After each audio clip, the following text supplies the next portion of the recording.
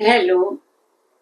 आज मैं आपसे चर्चा करने आई हूँ रूपक और दीपचंदी के बारे में। रूपक और दीपचंदी जिन्होंने पूरी तरह से तबले को नहीं सीखा है, तालों को नहीं सीखा है, उनमें बहुत कंफ्यूजन रहता है। वो बहुत आराम से दीपचंदी के गाने को रूपक में बजा ले जाते हैं और बता देते हैं कि हाँ ये रूपक में है, जबकि ये दो अलग पर्सनैलिटियां हैं, रूपक और दीपचंदी। रूपक में तीन विभाग होते हैं। पहले विभाग में तीन लोग हैं, तीन मात्राएं हैं, दूसरे में दो, फिर दूसरे में दो, और उसका बोल है ती ती ना धी ना धी ना।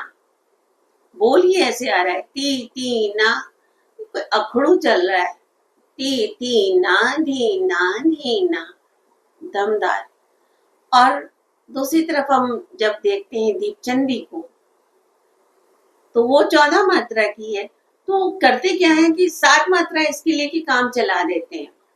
आधे परिवार को बुलाया, आधे को गायब कर दिया। वो 14 मात्रे की फैमिली है, ये 7 मात्रे की फैमिली है। तो दूसरे की 7 मात्रे और 7 लोगों को लेके इधर हम काम चला लेते हैं। अच्छी बात है, चला लेते हैं। तो हम लोग तो जुगाड़ू हैं, ये काम चला ही लेना चाहिए हमें। पर दोनों के बोलों में कितना अंतर है। वो बोल रहा है धा धी इन धा धा ती इन ता ती इन धा धा धी इन।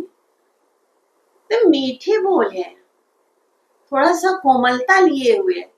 अब वो उधर बोल रहा है ती ती ना धी ना धी ना, ती ती ना धी ना धी ना, है ना। तो 7 का 14 हो जाएगा, 14 का 7 ले लो, चला लो काम, ठीक है। पर जो जानना चाहते हैं ये वीडियो उनके लिए है, ठीक है। तो दोनों का स्वभाव अलग है। ये 7 मात्रे की है रूपक ताल।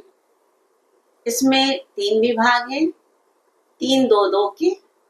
और पहली मात्रा पे इसमें कुछ लोग खाली, क्योंकि खाली का बोल है ती का बोल खाली का होता है, ती और ता का। तो कुछ लोग इसे खाली से लेते हैं, ती ती ना धी ना धी ना। और कुछ लोग ताली से लेते हैं, क्योंकि पहली मात्रा सम की होती है। तो कुछ लोग लेते हैं ती ती ना धी ना धी ना। और वही हम दीपचंदी की बात करते हैं, तो उसमें आता है 14 मात्राएं हैं, उसमें 3 2 के 4 विभाग हैं। उसकी ताली इस तरह है, धा धी इन। इन वहां पे पॉश है, तो जहां पे पॉश होता है वो जो पीछे की मात्रा होती है उस हिसाब से उसको बोल दिया जाता है आकार को।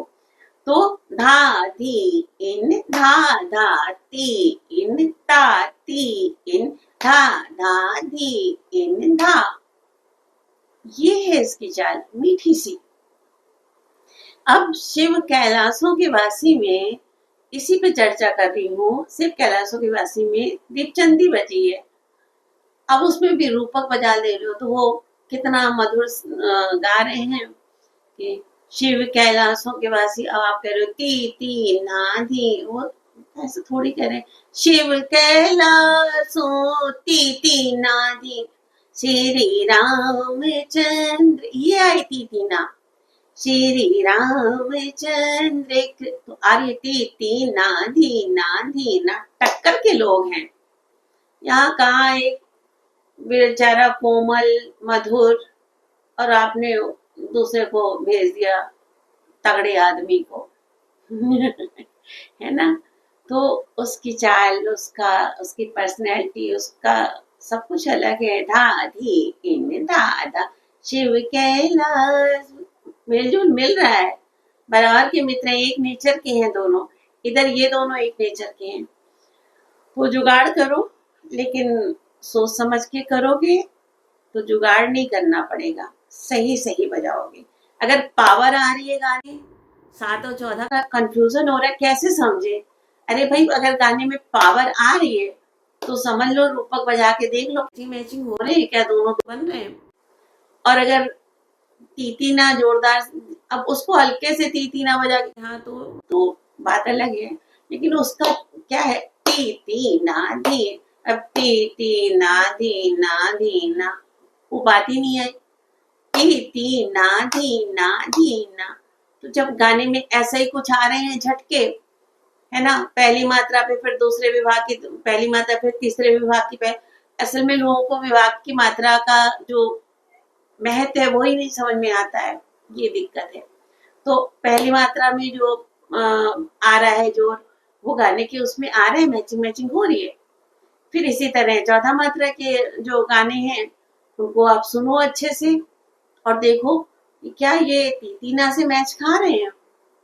जो मैम ने बताया था ती ती ना धी, अब ऐसे दबा के ती ती ना बोल के मैच करा लो तो बात अलग है, वो नहीं करना है। ती ती ना धी ना, एक याद कर लो ना, श्री राम ऐसा आ रहा है क्या, शिव कैलाशों के पास ऐसा आ रहा है क्या, श्री रामचंद्र की तरह नहीं आ रहा है ना।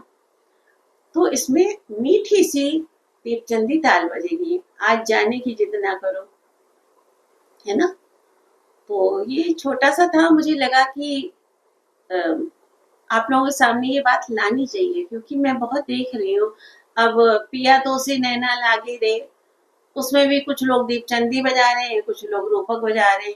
पिया तो से वो कहाँ, एक उसमें जोरदारी है कि अरे भाई पिया तो उसे नैना लागे रे, अब उसको दीपचंदी में चल तो जाएगी भाई, 7 की 14 बना दो,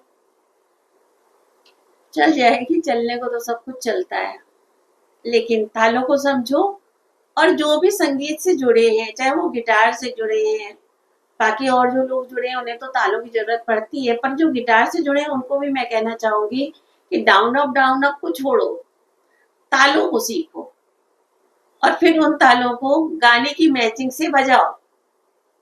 हर गाने में आपको सीखना नहीं पड़ेगा कि हाँ कैसे डाउन अप कहाँ करें क्या करें, ताले सीखो, सीधे ताले सीखो, क्योंकि जब आप ये रिदम दे रहे हो ये ताल ही बजा रहे हो, तो ताल से पीछा नहीं छुड़ाओ, पक्का ताले सीख लो। 2-4 ताले हैं जो ज्यादातर बजती हैं, उनको सीखो और उनको गाने की मैचिंग से बजा ले जाओ, सरल पड़ेगा डाउन अप रखने से।